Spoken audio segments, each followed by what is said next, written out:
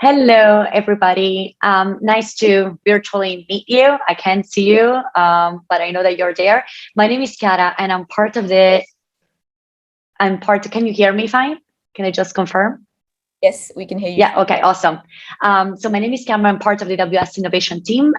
Before joining AWS, I actually spent 3.5 years as part of the team in charge of launching Amazon in Australia, and following that, actually helped with the expansion of Amazon in Singapore in 2019.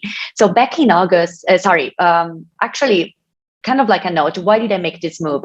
I found extremely inspiring knowing how Amazon did business, how Amazon did product. And I wanted to do a bit more with that. Specifically, I wanted to teach others and show others how we could do it so they could do it as well.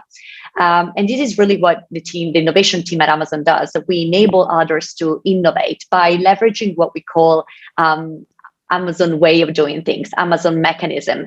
And specifically, there is one of the most important mechanisms that we have. It's called working backwards. Working backwards, we're going to go in detail, but basically what the most important thing is that at Amazon, when we talk about innovation, we always start from the customer and we work backwards from it. So this is how we can really make sure that we're building the right things for our customers. And if you think about innovation, you can actually innovate in so many ways. You can launch a new business model, you can improve a product you have, you can focus on a new technology. But at Amazon, we always start with understanding what is the customer need and what would delight the customer. And then we work backwards and we do everything that we can to understand what solution would then create a delightful experience. So let's start from the basic. Let me deep dive on what Amazon mission is: to be her most customer-centric company. Now, it's actually pretty easy, right? It's pretty simple mission, but it's very broad. If you think about this quote, it doesn't really restrict the domains or the markets that we enter. The mission is not defined by a specific industry or geography or technology. We want to be customer-centric, and that can actually take many shapes. We say nothing about selling books or e-commerce or Alexa devices. So while the mission is very broad, it's also very specific. And it's specific because needs to be specific because it needs to help us make decision. So often when we are talking about product, when you're trying to prioritize, the tie-breaking question is this customer obsessed? Is this really the best thing for the customer? So whenever a company grows, a team grows, the complexity of decision actually really increases. And that's really important that at that moment, so when you're scaling, the key point is keeping the customer obsession when you scale. So you need to do that not just when you're creating new ideas, but also when you're driving the execution of those ideas. And how do we do at Amazon? We do those through mechanism. We use mechanisms to generate new ideas, and we use mechanisms to drive new ideas. And the hallmark of all our mechanism is called the working backwards mechanism. So what is working backwards? Very simply, working backwards is the customer-centric approach that has been created years ago and used to develop any product, service, anything that it's customer-facing that we produce at Amazon, AWS, Kindle, Audible, any type, any business within the Amazon umbrella. So what we do is we start by diving deep to understand our customers. Where are some frustration? Where are some of the pains that they have? And then we work backwards from there. So something very important is the concept here is not asking to our customers what they want, but is understanding what they need so you can really innovate on their behalf. And when you do that, and this is incredibly important, when you do this exercise of inventing on their behalf, you don't think about the resources that you have at the moment, what you think you or your team should do, what you think you or your team can do, but you want to operate in the context of what we call thinking big. So you want to try to understand what would delight the customer, and then you work backwards from there. So I probably want you to remember all my presentation, but if I want to remember like one of the most important things, it's never about feasibility or capability. At Amazon, we actually call our early stage product minimum lovable products. So products that will put a smile on our customers, that will bring a surprise, that will create that wow moment. And this has been absolutely consistent since 1997, when Amazon started Amazon.com, and it still happens today for every type of product launches that we do. So why is focusing on the customer so important? Like, why as a business have we decided to actually like purposely choose to center our business on what we call customer obsession? And if you see here, I put an abstract of the 2016 shareholder letter. And the part that I really like is when you say customers are always beautifully dissatisfied. Even when they report being happy and the business is great. Even when they don't know it yet, customer wants something better. And your desire to delight customers will drive you to invent on their behalf. So innovation is something you do on behalf of the customers. Don't build technology for technology's sake. Don't invent in isolation. Just put the customer at the center of everything that you do. So I will give you kind of like an actual example of what does it mean in practice. So when Prime Video first launched, so Prime Video is the alternative to Netflix, so streaming platform to watch movies, to watch series TV. So when we first launched, we actually decided to refund customer when they experience rebuffering in their stream more than once. We did that proactively. It was not because customer complained about it. Every time that a customer went through this experience of having to rebuffer their service, we would proactively refund the monthly membership. Now, why was this very good? Number one, obviously, it's a customer delight. Like everybody likes free money, especially when it doesn't mean having to go through like 25 hours of customer service and chats and complaints. Like they just saw their entire monthly membership refunded. But the other important thing is we were able to actually allocate a cost to this service. We were able to put a cost to a suboptimal experience that we were delivering to customer. And why it's important to have a cost? Because once you have a cost, you can actually get resources to actually fix the problem. So always remember that it's good for the customer. Ultimately, it's good for your business as well.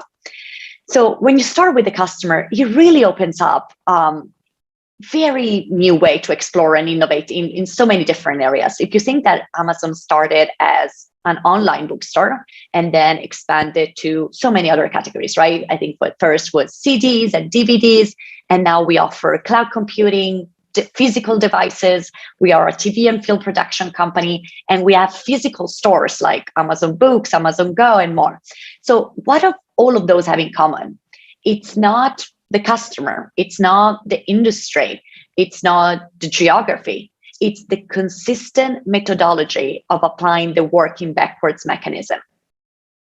So none of these customers ever ask, sorry, Chiara, can you please create an Alexa? No, none of this was created from a specific request from a customer, but we were able to understand the need and work backwards from there.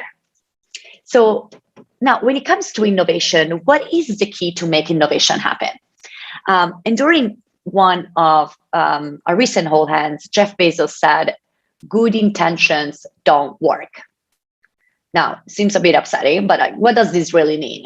That sometimes we ask our teams to try hard, to focus on the customer. So we get our team together in this beautiful, and we do these beautiful big brainstorming sessions. But at that moment, what we are actually asking our team is for good intentions, not for a change.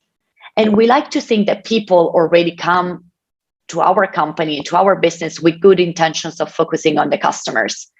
So if good intentions don't work, what works is actually a structure. And we do have a structure. We do have a structure for how we do innovation. And when it comes to innovation, our structure is based on 4 main pillars.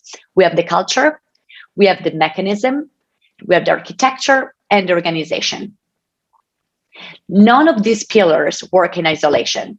You cannot have a great company culture, but do not have mechanisms to scale it, or don't have an organization that actually empowers leaders to innovate.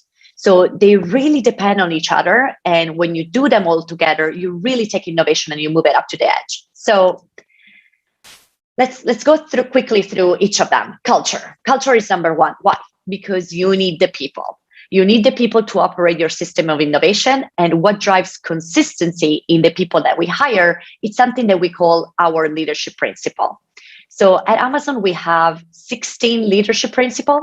And this leadership principle really describe the way Amazon does business, how our leaders lead, and how do we really keep the customer at the center of everything that we do. Now, our leadership principles start with customer obsession, and that's kind of intentional because we think that for everything you need to start from the customer. Now, if you look at them quickly, you understand that some of them are kind of in conflict with each other, and that's purpose because they don't need to be harmonious. There is some tension. Do you want to take the time to dive deep, or should you show bias for action? How can you dive deep and think big? How you can disagree and commit. And that's purpose. They're meant to be used together to help us make faster and high quality decisions. And they almost serve as a guideline. That's why we have 16, right? Sometimes I get the question like, listen, Kara, like I get it. Why you didn't stick to one, or maybe like 3 is the magic number. We need 16 because those are not just the values of the company. Those are actually guidelines. And you're going to be exposed to a lot of different decisions. So they really help us frame conversation where we need to take decisions that are pretty hard and complex. And they kind of force us to look at problem under very different angles. So it's also not what we use just to take business decision. We actually hire people based on the leadership principles. So we really test people on that. We want people that naturally have some traits. And then we also use to develop. So when we go through internal promotion process, we actually leverage on the leadership principle. So those are almost the DNA of the company and the DNA of who works here. So we hire talent based on this, we promote people, we select products. It's almost like a common universal language that is used globally across the organization. And it really helps us make faster decisions wherever we are. Now, to give a practical example, I picked some of my favorite. And to kind of give an example of the first one, which is invent and simplify, I'm going to use the example of the Kindle device. Let me tell you a story about Kindle. When we invented Kindle, all we knew at the time was that the customer had a specific need.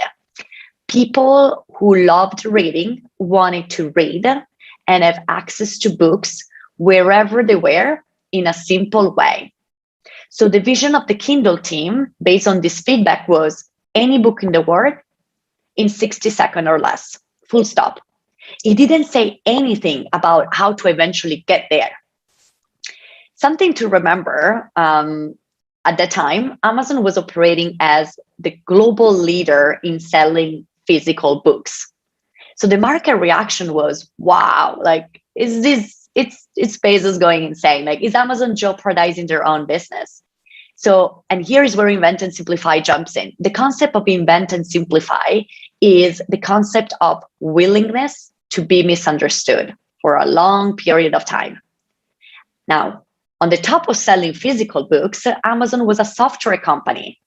There was no capability whatsoever on how to build on hardware. It was very different talent, but there was a need to work towards. So they started hiring people that knew how to build hardware, and they actually kept reiterating. So between the version that you see, the white version and the black one, there were 14 Kindles in the middle. And I think right now we have like at least 3 more versions. We have the waterproof Kindle right now, which, I mean, I still need to understand why people need that. I guess it's like you read in the hot tub, but like, why do we create that? It's because we kept listening to the feedback of the customer, and we kept reiterating based on that. So the key was creating a minimal lovable product and throwing it out on the market, even when it was not perfect. And you can see it; it's pretty not perfect, the white version on the left side. But we sent it out because we wanted to get early enough feedback from customer, so it was possible to then kind of like listen to the feedback and tune it and really achieve the customer delight product that we were aiming to.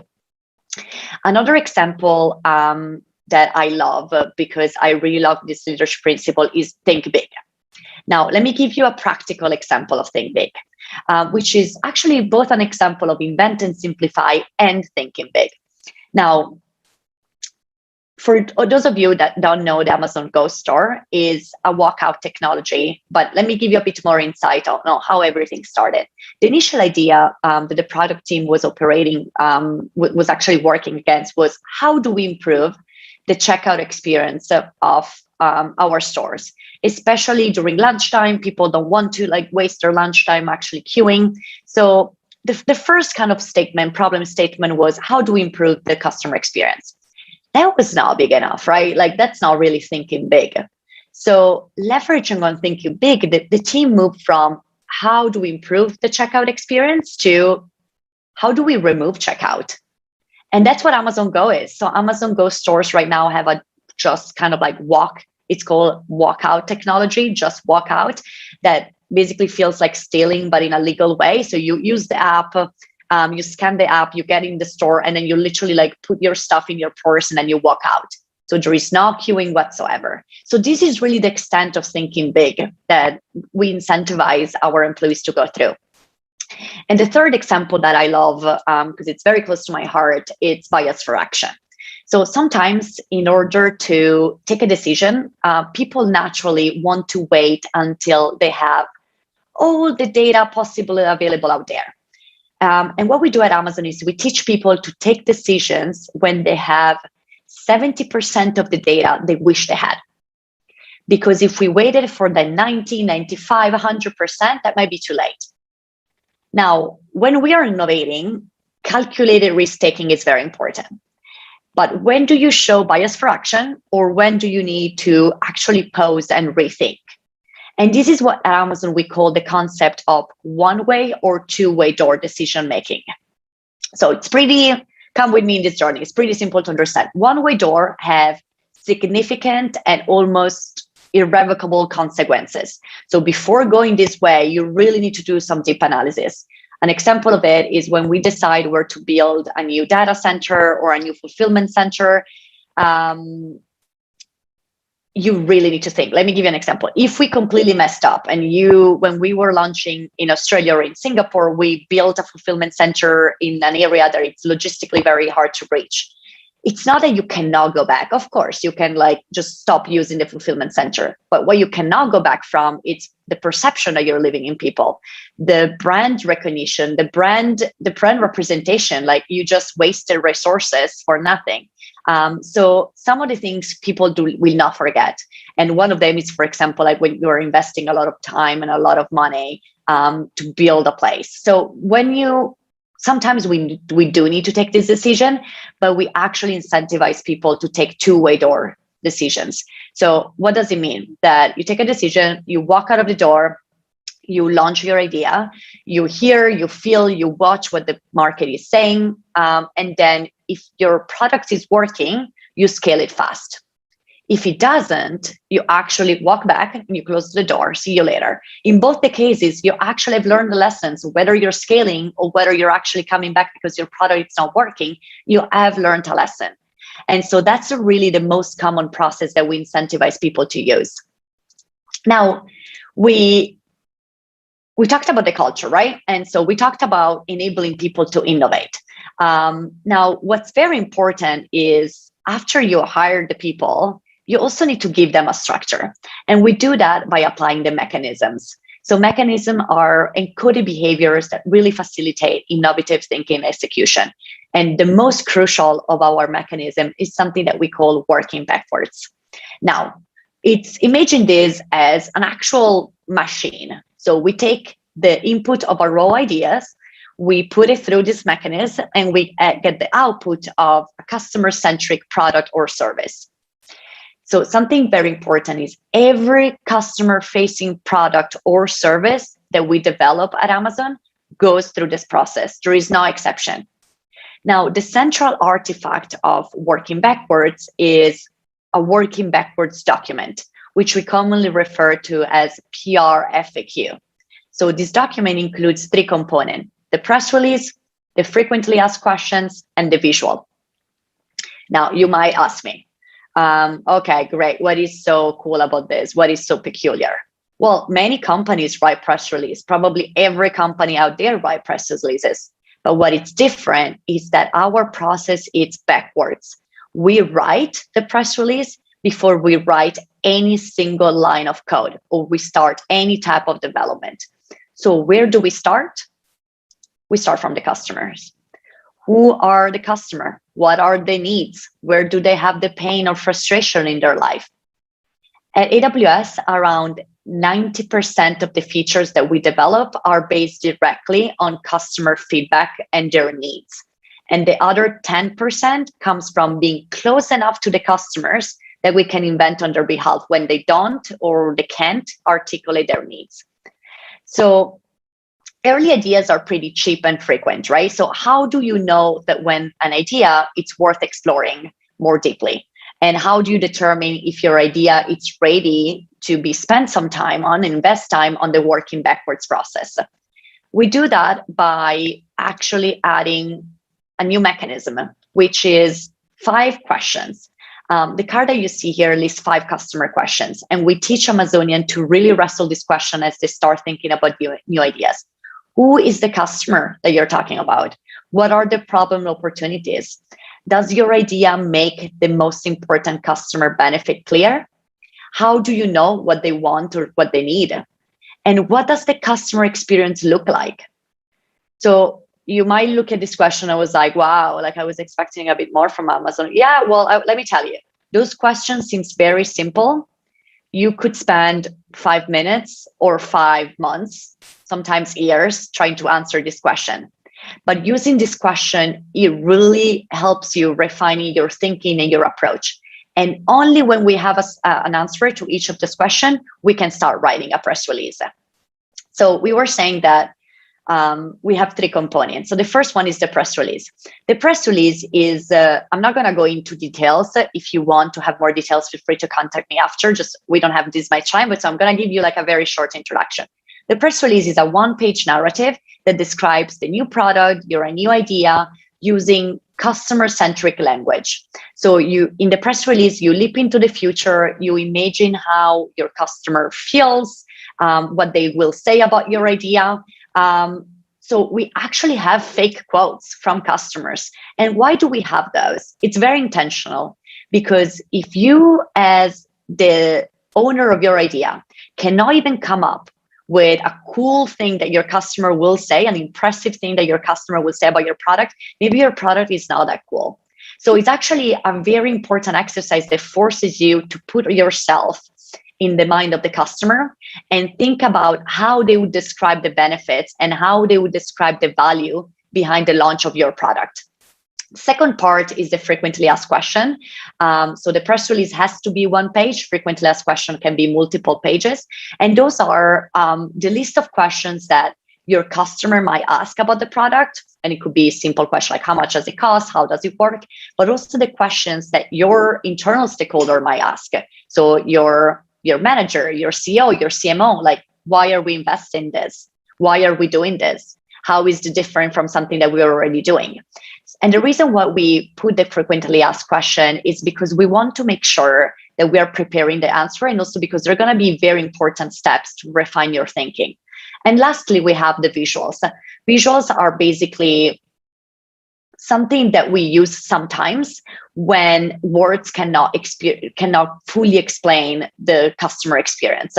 So basically, they want to communicate the end-to-end customer experience when words can't.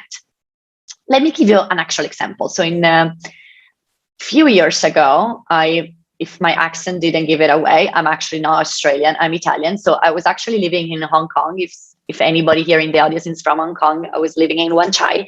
Anyways, I moved in Australia in 2017. I was not very familiar with the bushfires that we have in Australia, which are pretty terrible for the nation. And in 2019, they were actually terrible. And I started spending a lot of time kind of like, I was a bit torn because I couldn't understand how working for Amazon, which claims to be the best company when it comes to logistics, we were not doing, I think, enough to help the community. So along with 3 team members, we started putting down some ideas, mainly on what was the real problem and what was the real customer. And actually, when it comes to bushfires, we identify 3 different customers: the victims of the bushfires, so people that lost their house, or like people that were highly impacted by the situation. But then the other customer is people that wanted to contribute, people that wanted to donate, so the donors. And the third customer was the not-for-profit that receive donations. So we start spending time actually deeply empathizing with each of these 3 buckets, deeply understanding their needs. And as you can see, we actually put the date in the future. If you look in here, I try to highlight, I hope it's clear, but if you look here, we actually literally responded to each of the questions. And little did we know that something that came as kind of like a project that we started working on our free time became something. So we were able to launch our MVP in 2020. We had terrible bushfires. We were able to actually launch MVP. It got huge because Jeff Bezos picked in his Instagram, highlight of my career, just joking. Anyways, what he did, though, created a lot of buzz and a lot of media and a lot of funding. So ultimately, the reason why I usually tend to show this, it's because you can really understand how this is not just something that we pitch. We really use it. We really use it in our everyday. And something that if you really believe in your idea, if you have the data point, and if you don't, that's fine. The process will actually filter out your idea. If it's strong, you will actually see it happening. Now, we cover the culture, we cover the mechanism. The third thing is architecture. So why architecture is important? You need to give builders an architecture platform and a robust set of tools so they can really do their job. So imagine, you remember the example that we used before of Amazon Go. Now, imagine that you nailed the first part, right? You had a great idea, you wrote a press release, you did everything that you had to do. But what if the engineering team didn't have access to server capacity and they had to wait to have a new server provision?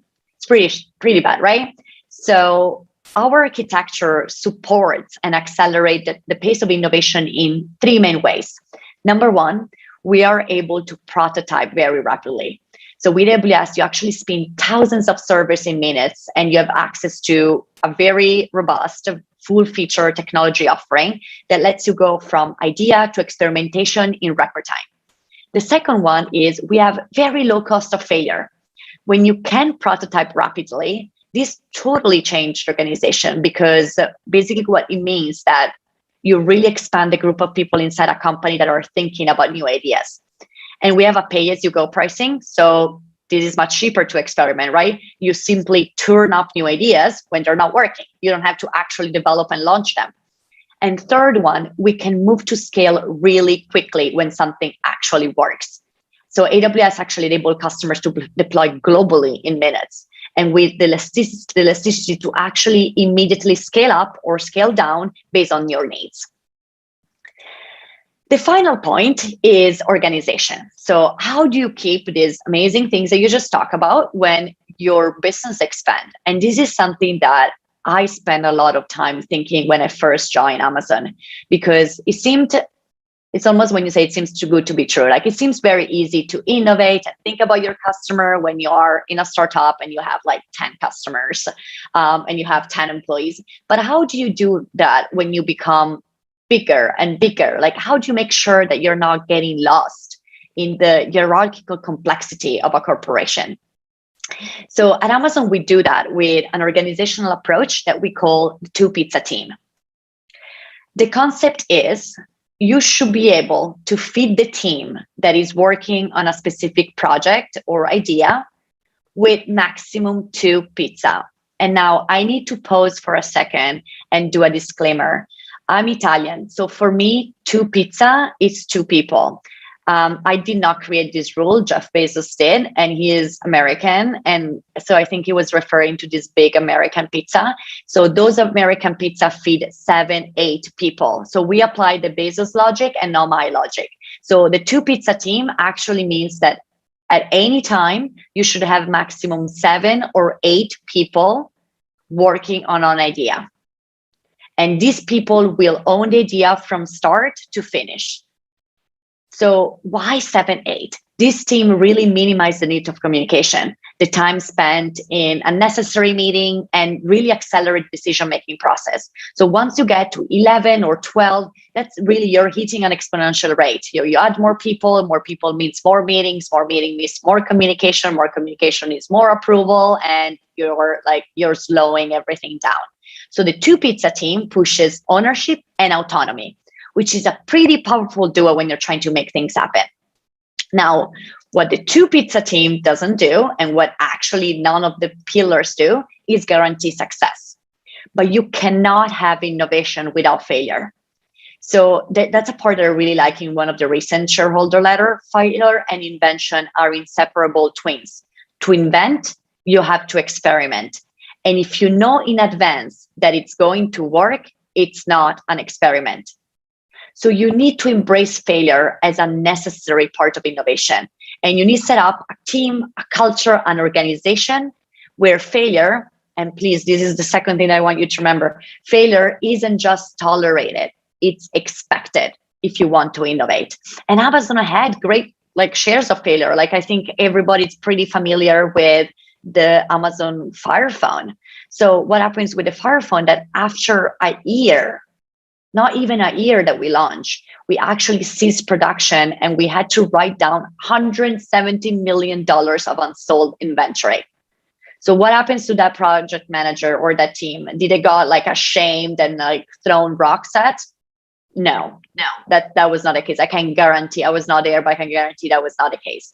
Why not? Because building hardware is hard.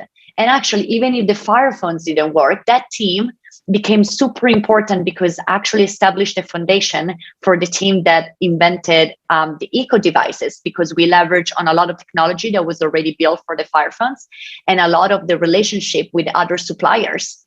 So that's why it's very important that failure isn't just tolerated, but it's actually embraced. So you want a culture where if you work on something and it fails, you aren't punished by the failure or forced out of the company, but you're accepted because that's part of the innovation.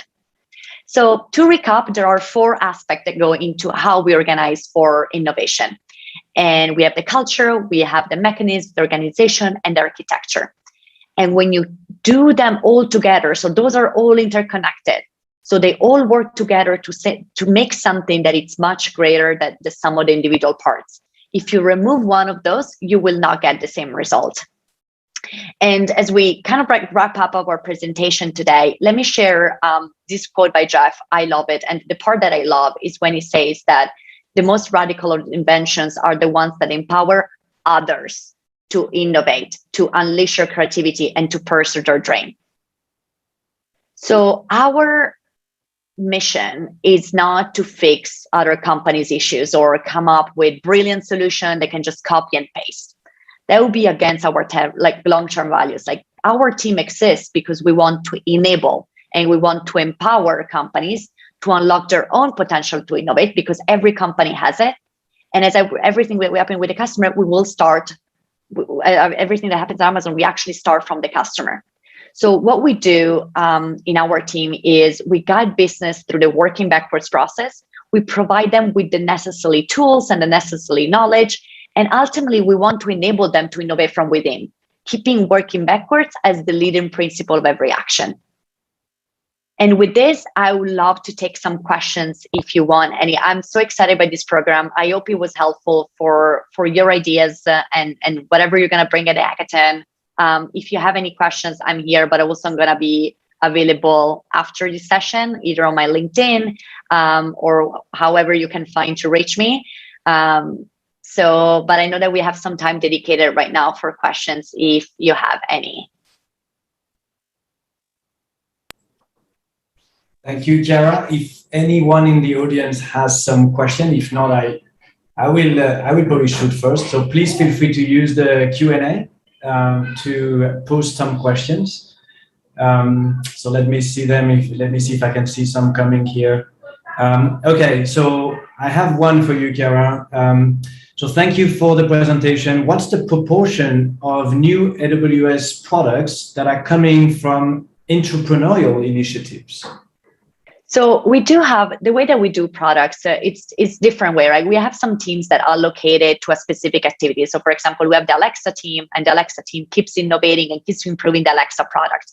Then we have a team that actually it's already probably like 5-10 years like advanced, like they're talking about the new technology. Then we have teams that are really creating technology in space, for example, right? Like we have Blue Origin. And then we have teams that work with customers, with entrepreneurs, with startups to actually help them in their journey. So we do a lot of, it's almost like enablement, coaching, and consulting. And then usually we let them go their way. So we have different teams that support our customer in different way. We do support entrepreneurs in several ways across very different programs. Whoever asked this question, I think it was Apolline. If you want to reach out to me, I can give you like some ideas and some links on some of the initiatives that we do. And we don't have, we tend not to measure in terms of portions of how many, just because our business it's so big with so many different products and varieties. So it would really depend in what context we're looking at. Great. Thank you. Thank you very much, Chiara. I have another one coming for you. So you mentioned a few innovation factors, the culture, mechanism, architecture, organization. And I think the question really is around, does this suit, you think, IT service company like ours? Does it work anywhere, or is it, just for you guys?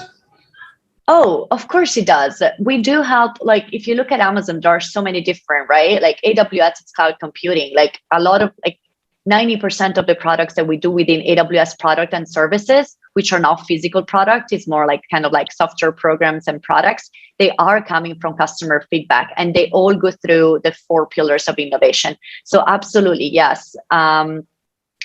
I don't know if that was kind of like the questions asked, but absolutely. And we do work with a lot of customers across any type of industry and business line. Okay, thank you. Oh, I can see the questions now. Yeah, I'm trying to scan through them as well, so you don't. I can see them. I can go. Sure. I think the one I have. Would you say that innovation? Yeah. No, please. I have one that's. Would you say that innovation and invention requires financial investment and funding? Does Amazon allocate funding for such projects? Most of the times, yes. I mean, also financial investment and funding, both of them, they could be. Sometimes we need the requirement in terms of tech headcount. So we need tech people to work on it. Sometimes we actually also need money to make the idea, especially if we are looking into partnerships or marketing activities. Amazon does. So Amazon, we do have a lot of process in how the ideas get prioritized, usually comes in terms of customer impact. And we have some processes, we have different internal mechanism in how ideas and projects get prioritized. So absolutely, yes, we don't do this on our own. We could not do it's always coming from maybe an idea of a few people, but actually it's the effort of the entire company, because nobody can do it. Like, yes, we're leaders, but you cannot do everything from start to finish. So almost everything requires some sort of funding, whether that's time or investment. Yeah, great. So yeah, if you don't mind, I'd like to pick a few or help prioritize a bit, because there's actually quite a few flowing. There is one that's quite interesting. It's the whole question about, well, if customers don't know what they want and they can express what they want and need. You touched on it earlier during the presentation, but I guess, is there a magic wand here to understand these needs? Well, how do you do it? No, there is definitely no magic wand. If there is, nobody ever gave it to me. There are a lot of ways that we do it. So one of the mechanisms that we have, for example, we have a platform that it's called Heartbeat, and this platform, it's internal only, and it's basically getting a lot of insights from calls that customers do to our customer service. So the majority of the time, I don't want to be too generic, but the majority of the time, customer reach out to customer service when they're not super happy about something. So what we do is we play a lot with data. Data are the most important part. We have data and we have anecdotes, and they're equally important, but you have a lot of data. So when we look at the data, for example, we can see whether there is a trend of words said about a specific product or frustration, pain points. We do heat maps. So we are trying like that. That's a way that, for example, we listen to customer feedback, even if they don't know. And that's really what we do. So for example, for the Kindle, nobody ever said, I want an e-reader, because at the time, an e-reader was even something that didn't exist, but they wanted something simple and available quickly. So basically, that's the part of invention. So the part, it's not the guessing, it's not on guessing completely their need, but guessing how you will fulfill the need that they have. And we have a lot of mechanisms in which we keep listening to the customer. It's a very open, we tend to take customer feedback as one of the most important metrics that we have. Great, thank you. And maybe, again, I'm not sure of the time, but I'll continue with at least one last one. There's a few questions here around, I guess, the culture of innovation. And I think being mindful that Amazon was created and as already disrupting an existing industry.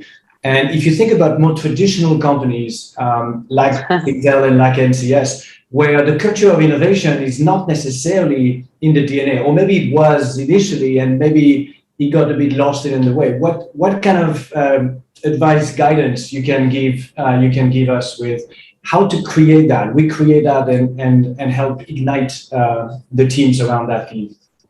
So if you recall, one of the things that I said at the beginning is these 4 pillars based on our experience. They are so important. They're all very important, right? And culture is probably the one that it's most important, because ultimately your company, it's made, and the success of your company, it's related to the people that operate within. So if you have a culture that doesn't incentivize innovation, in my opinion, it's going to be very hard. So my advice would be, try to see whether it's something that can be changed. So if it was a good culture and then it turned into like potentially not in a very innovative culture, try to see whether there is an opportunity to go back to the original state. If there is not, then probably they're prioritizing other things, and probably it's the choice of the individual what they prioritize. So it's very hard, because I wish I could say, oh yes, you can still innovate without the culture or without leadership commitment in innovation. But the reality is, in my experience, I haven't seen that working well.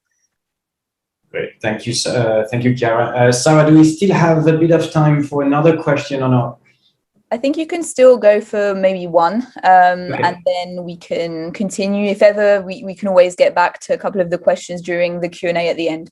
Great, excellent. So I'll pick a last. I think there is one. Sorry, I saw that somebody posted the same question 3 times. So I think it's very important for this person. So I can, if you want, I can pick that one. And it's the one that says, when do you know your idea doesn't work, and scale as you plan and cut your losses rather than press on? So the most important filtering mechanism is the press release. That's where I think that the majority of our ideas actually dies. It's through that process, which is very, very important. Why this process is good? Because it democratizes ideation and thinking big. Everybody can actually go through this process, but not everybody will actually launch an idea. So it kind of removes the idea that, oh my God, I invested so much time. I actually think my idea is genius. And then you go through the process and maybe you're like, oh, maybe it's actually not that great. Maybe it's not as genius as I had in my mind. And then you almost do that step back. And it's a bit harsh, but then you get used to it, because ultimately what you want is you want to launch something that has a long-term impact on people, on the company. So if this process actually blocks that, it's a win, because maybe you invested just a couple of weeks and not maybe years on the idea. So to your question, anonymous poster, the response is through the working backwards mechanism. That's how we decide not to scale something. Excellent. Okay, I think I'll take back over. So thanks a lot for your presentations. Thanks, Chiara. Like, obviously, your presentation has really got everyone thinking, considering the number of questions that we've received. So that's really, really good. So thanks a lot for that.